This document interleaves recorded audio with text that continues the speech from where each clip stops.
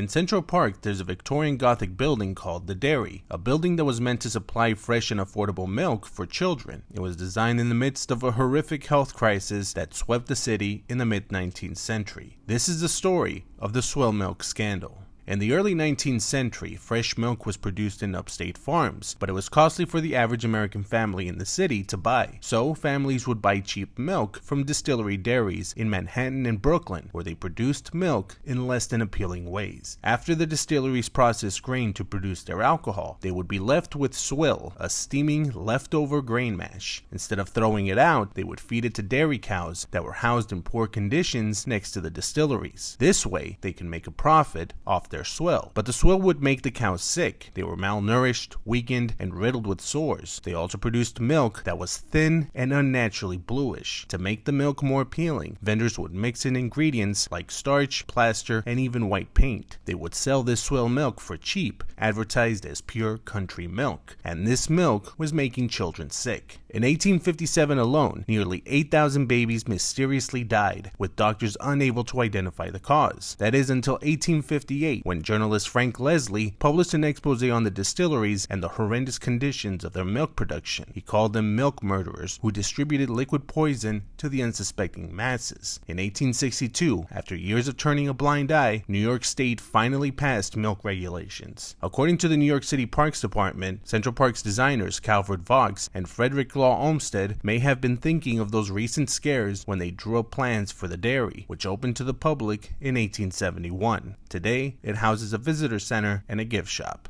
For more history on the park, be sure to follow the Central Park Conservancy.